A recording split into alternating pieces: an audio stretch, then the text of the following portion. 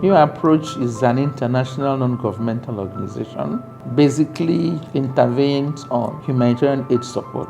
It can come in any form. When you talk about humanitarian aid support, talk of dealing with people who are naturally displaced or who are also displaced due to man-made problems. We have a lot of emergencies in Nigeria. Some are natural disasters and others are man-made. Most of the places we go for intervention, my duty is to go ahead to meet the trouble spots or those communities that are seriously affected and come with immediately with reports on the rate of damage and what happens and security situations in such areas. Some of these people that are displaced are not really too poor. Most of them have their houses well built, but because of the disaster, you see them moving from one side of life to another, which means that you have to first of all cancel and talk them out of the trauma of losing their humanity before you now think of supporting them with food.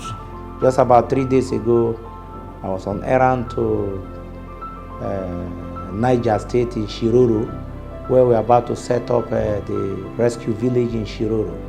I went on errand to go and see the site and equally meet with the community because there are some IDP in Shiroro there, occupying primary schools and sending children home.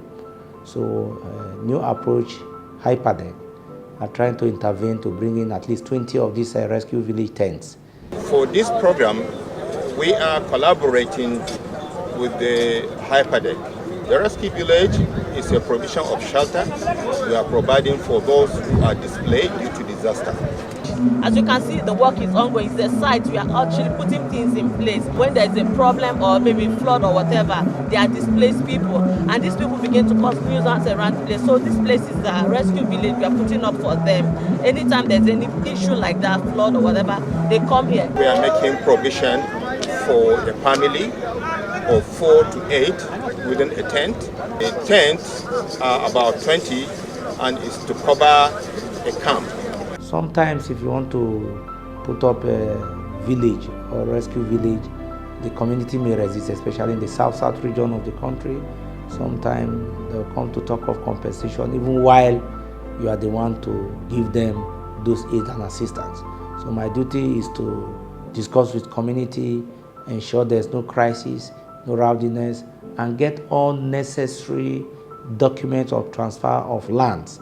The form of intervention is you first of all rescue them, look for food, follow up with counseling, make the children to go to school where they are not. You now try to talk them into living the kind of life they were living before they were displaced. What we want to do is to make sure that Nigeria is very, very okay for everybody to live in, especially the youth. The youth are the leaders of tomorrow, like we say. It will take about 24 hours to mount all these tents so that people rescued from the village can be transferred to here for temporary accommodation. We have our tents, we have toilets, mobile toilets, we have lights, we have so many things, you can name it, that makes a village. The rescue village is a simple tent, sometimes the emergency rescue village. There are two types of the rescue village. One is an emergency tent, the other one is a permanent relocation. The tent, if you are going outside this office, you see one set up. That one is to be provided in the case of emergency. You can set it up easily and dismantle it easily. It has a lot of facilities. Sometimes in those villages we have boreholes, we have toiletry facilities, we have market facilities and clinic facilities. We have adequate lighting, we have adequate provision for anti-snake, we have school, we have clinic and a nurse, and there's also provision of water through a borehole. And believe me, these facilities have never been used in any other state, in any other country in Africa than Nigeria. The soldiers will have a need for it because it's like the normal tent. When they go out for operations, they have a need to stay in the bush.